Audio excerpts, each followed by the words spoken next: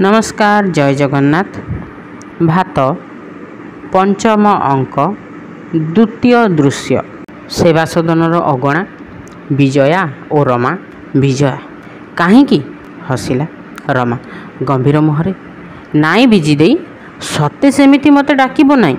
विजया आउ कौन बोली तेबे डाकिबी। रमा काहींकी। रमा समस्ते जहा बोली डाकंती। विजया समस्ते आउ मु या मझिरे गोटे बड़ फांक अछि। ता छड़ा समस्तंकर जे रमा से मोर तो खाली रमा नुहे। रमा ना से आपणकर प्रजा। विजया बेस सेया हेला एबे तेबे तो मो हुकुम मानिबा तुमे। एणिकी मु तुमको जेतेबेले डाकिबी नुआ बहु तमे कहिबो। रमा ना ना। विजया देखुची ताहेले तुमे राजभक्त नुहे, अबाध्य प्रजा। रमा अन्याय हुकुम देले प्रजा मानिबो केमिति। विजया मु तो अन्याय किछि कहि नाही। रमा देई बड़ लोक आउ गरीबंक भितरे चाली चलन सबु कथारे गोटे अमेल। विजया मनरे भी अमेल ना। रमा मनटा तो आउ देहरु अलगा नुहे। मुई रमा होइथिबी काहारी घर भांगिबाकू संसार जालिबाकू मोर जन्म न हेउ। विजया बेस तो गोटे घर तुमे पड़ुछ जे।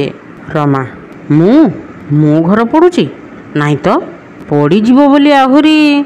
विजया निज घर छाड़ीच एई तो। रमा नीरवरे सूता काटिबाकू लागिला। विजया गोटे निराट मफसलरे जन्म होई तमे केमिति जे एते बड़ बड़ कथा सब भाभी पारिल मु तो बुझी पारु नाही मोटे। आमर स्कूल कॉलेजरे एणु तेणु गदा गदा बही भितरे देखुची एभली मनीष हेबा पई तो पाठ तो किछि नाही। अनंत हठात आसीची। रमा ओढ़णा टाणी संजत होईगला।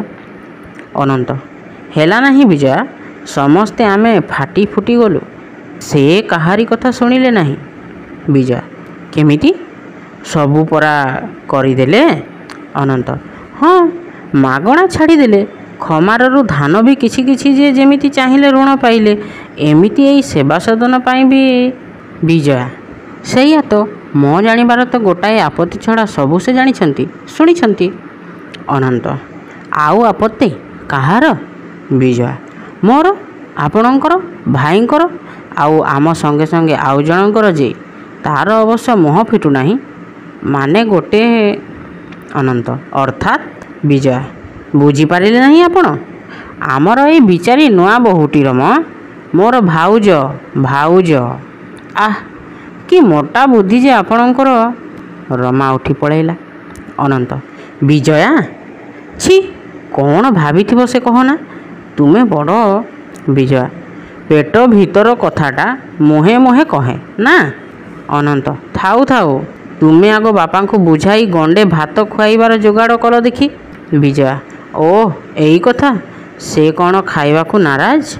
अनंत एके तांकर मुंड भल नाही ता उपरे एठी से जल ग्रहण करिवे नाही बोली जिदी धरी बसिचंती सबु कथा तुटिगला तथापि। विजया तथापि तो तुटी नाही। अनंत जई पठेइला मते। विजया मो पाखकू आउ से गले कुआडे। अनंत थिला तो खमार पाखे। विजया अच्छा चलंतु चलंतु मु सबु कथा पकई दउछि आउ केही कि जेतेबेले न कहिले। अनंत सबु कथा माने। विजया तांको खाइबा कथा आउ भाईंको बाहागर कथा सबु। अनंत असंभव कथा कही किछि कहिबो नाही ए कथारे से राजी हेला परि लागु नाही मते। वंश मान महत्व। विजया चुलिकी जाऊ धन वंश मान एसबु नहीं घर कणा चले नाही। मनीषर मनीषपणी आसीना देखिबार कथा बापा रमा को जानती नहीं। दिने फेर मु तो बुझी नथिली घृणा करुथिली एई गरीब गुड़ांकू। रमा आम घरर जोगा बहु भाई बहुत आगरू देखि पारिछंती मनीष भितरे देवता। चलंतु चलंतु मु देखें। उठी चलीगले दिहे। विजयाय अनंत चली जिबार अल्प समय पर गोटिए बालिका धीरे धीरे सेठाकू आसी चारिपाखे देखिला केही अछंती कि नाही। तापरे कहिला बालिका केही कुआडे नाही आमको ठकिल रमा आपा। देव धड़िया गोप रस हेरिया को डाकी आण बहु चोरी खेलिबा। पिलाए आसी काई ରମା ଆପା କାହାନ୍ତି? ସର ମୁଁ ଡାକି ଆଣୁଛି। ଦୌଡ଼ି ପଳାଇଲା। ରମା ଆପା।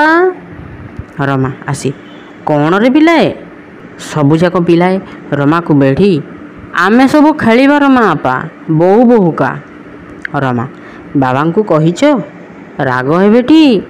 ସମସ୍ତେ ହଁ ବାବା କହିଲେ ରମା ଆପାକୁ କହ। ରମା ବୋହୁ କିଏ ହେବ? ସର ରହ ଗଣେ ସମସ୍ତେ ଠିଆ ହୁଅ। ରମା ଆଡ଼େଇ ହେଇଗଲା। ସେ କଥା ହେବ ନାହିଁ, ତମେ ଆସୁନ ରମା ଆପା। ରମା ଛି ମୁଁ କ'ଣ ଖେଳିବି? ସମସ୍ତେ ନାଇଁ ନାଇଁ ଟାଣି କରି ରମାକୁ ଠିଆ କଲେ ମଝିରେ। ସର ଏଥର ହେଲା।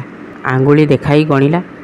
ଇଟିକିଲି ମିଟିକିଲି ଫୁଟିଗଲା କାଇଁଚ, ତମର ଆମର ନାଲି ପାଇଁଚ। ନାଲି ଟହ ଟହ ରାଜଇ ହୀରା, ଗୋଟିକ ଉପରେ ଗୋଟିକ ଜିରା। ରମା ଉପରେ ଆଙ୍ଗୁଠି ପଡ଼ିଲା। ସମସ୍ତେ ତାଳି ମାରି ହସି ଉଠିଲେ। ସର ରମାକୁ ଟାଣି ଆସ ଅପା, ତମ ଆଖି ମୁଦେ ଦେଖି ତୁମ କାନି। ରମା କାଇଁ ମ ତୁ ଠିକ୍ କରି ଗଣୁ ନାହିଁ କି କ'ଣ? ସର ଆଉ କ'ଣ, ତମେ ତ ବୋହୂ ହେଇଛ। ନାଇଁ କେତେ ମେ? ସମସ୍ତେ ହଁ ବୋହୂ ରମା ଆପା। ସର ଟାଣି ବସାଇଲା ରମାକୁ, ଆଖିରେ କାନି ଭିଡ଼ିଲା। ଜଣେ କହିଲା ଦିଶିବଟିଲ ସର, ଭଲ କରି ଭିଡ଼ି ଦେଇଥା। ସର ତୁମେ ସବୁ ଯା ନୁଚ, ମୁଁ ଭଲ କରି ଭିଡ଼ି ଦଉଛି ମ। ପିଲାମାନେ ଚାଲିଗଲେ ଧୀରେ ଧୀରେ। ସର ହାତ ଛାଡ଼ି ଦେଇ ହସି ହସି ଲୁଚିଗଲା। ରମା ଅଣ୍ଡାଳି ହେଉଥିଲା ବେଳେ ଆସି ପହଞ୍ଚିଲେ ଜୟୀ। ରୋକି ହୋଇଗଲା ତାଙ୍କ ଚାଲି ରମାକୁ ଦେଖି। ହସି ହସି ପାଦ ଚିପି ଚିପି ଆଗେଇଲେ ସେ। ରମା ଅଣ୍ଡାଳି ହୋଇ ଜୟୀଙ୍କୁ ଧରି ପକାଇ ହାତ ଛାଟିଲା। ଚୋର କହି ଚମକି ଜୟୀ ରମାର ହାତ ଧରି କହିଲେ ଜୟୀ ରମା। ରମା ଆଖି ଫିଟାଇବାର ଓ ଜୟୀ ହାତରୁ ଛାଡ଼ିଯିବାର ଚେଷ୍ଟା କଲା। ମୁଁ ଜାଣି ନାହିଁ। ଖେଳୁ ଖେଳୁ ଲାଜ କଲା। ଜୟୀ ଧରା ପଡ଼ିଗଲ ନା? ରମା ହାତ ଛଡ଼ାଇ ସାନବାବୁ, ଗରିବ ଲୋକ ମୁଁ, ଆପଣଙ୍କ ସାଙ୍ଗେ ମୋତେ ଏପରି ଦେଖିଲେ। କଥା ହୋଇ ଆସୁଥିଲେ ଜମିଦାର ଓ ବିଜୟା। ଜମିଦାର ଦୋଷ କ'ଣ ସେଥିରେ? ରମା ବ୍ୟସ୍ତ ହୋଇ ଛାଡ଼, ବଡ଼ବାବୁ ଆସୁଛନ୍ତି କି କ'ଣ? ଜୟୀ ବାବା। ଦୁହେଁ କବାଟ ଫିଟାଇ ଚାଲିଗଲେ। ବିଜୟା ଆଉ ଜମିଦାର ପ୍ରବେଶ କଲେ। ବିଜୟା ରକ୍ତ ମାଂସ ତ ଆଉ ଗରିବ ଲୋକର ଅଲଗା ନୁହେଁ ବାବା। ଆମେ ଘର କରିବା ମଣିଷକୁ ନେଇ ସିନା, ଧନକୁ ନେଇ ତ ନୁହେଁ। ଜମିଦାର ସମସ୍ତେ ମୋତେ କାହିଁକି ଭୁଲ ବୁଝୁଛ? ମୁଁ ଜାଣିପାରୁନାହିଁ ତ। ବିଜୟା ଭୁଲ ବୁଝୁଛନ୍ତି କିଏ? ଜମିଦାର ଏଇ ତୁମେମାନେ ସମସ୍ତେ। ବିଜୟା ବାଃ, ଆପଣ ତ ସବୁ ଦେଲେ ପ୍ରଜାଙ୍କୁ। ଗୋଳମାଳ ତୁଟିଯିବା ପରେ ବି ଆପଣ ଖାଉନାହାନ୍ତି, ପିଉନାହାନ୍ତି, ଗୋଟାଏ ଜିଦ୍ ଧରି ବସିଛନ୍ତି। ଜମିଦାର ଏଇ ତ ବୁଝିଲ ସବୁ ଭୁଲ। ପ୍ରଜାଙ୍କର ଦୁଃଖ ଦାବି କରିବାକୁ ତାଙ୍କୁ ସତ୍ୟାଗ୍ରହ କରି ଆସେ, ମେଳି ବାନ୍ଧି ଆସେ। ମୁଁ ଜମିଦାର ରାଜା, ମୋତେ ତାଙ୍କ କଥା ଶୁଣିବାକୁ ହେବ। ଆଉ ମୋ କଥା ସେତେବେଳକୁ? ବିଜୟା ଆପଣଙ୍କର କେଉଁ କଥା କିଏ ନ ଶୁଣିଛି? ଆପଣ ଆଗେ ଖାଇସାରନ୍ତୁ। ଜମିଦାର ଫେର ତ ଭୁଲ କରୁଛୁ। ଖାଲି ସମସ୍ତେ କହିଲ ଖାଅ ଖାଅ ଖାଅ। ଆରେ ଖାଇବି କ'ଣ? କିଏ ଦେବ? ବିଜୟା କିଏ ଦେବ? ଆପଣଙ୍କୁ। ଜମିଦାର ହଁ ମୋର ଅଛି କ'ଣ? ବୁଝିନଥିଲି ଆଗେ, ଏବେ ବୁଝିଲିଣି। ଏସବୁର ଅଧିକାରୀ ମୋର ହଜାର ହଜାର ପ୍ରଜା ସନ୍ତାନ। କେହି ମୋତେ ଦେଇଛି, କେହି ମୋତେ ଡାକିଛି?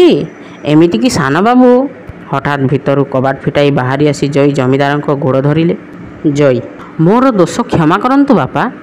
ଜମିଦାର ଉଠାଇ ଦୋଷ ଏକା ତ ତୋର ନୁହେଁ, ଆଉ ଜଣେ ଅଛି ଯାହାର ଦୋଷ ତୋଠୁ ବେଶୀ। କ୍ଷମା ବା ଦଣ୍ଡ ପାଇବାକୁ ହେଲେ। ବିଜୟା ହଁ ବାପା, ତୁହେଁ ପାଇବା ଉଚିତ। କହୁ କହୁ ଭିତରକୁ ଯାଇ ରମାକୁ ଟାଣି ଆଣି ଛି, ସେଇଦିନ ପରି ଫେର ଲାଜ। ରମା ଜମିଦାରଙ୍କୁ ପ୍ରଣାମ କଲା। ଜମିଦାର ରମାକୁ ଉଠାଇ ଜୟୀ ଓ ରମାକୁ ଦୁଇ ପାଖରେ ଧରି ହଁ ତୁମେ ଦୁହେଁ ଦୋଷୀ। ବିଜୟା ଯେହେତୁ ଦୁହେଁ ଘର ଛାଡ଼ି ପଳାଇ ଆସିଛନ୍ତି ବାପା। ଜମିଦାର ହଁ କ୍ଷମା ଦେବି ତୁମକୁ, ଏଠି ନୁହେଁ ଘରକୁ ଚାଲ।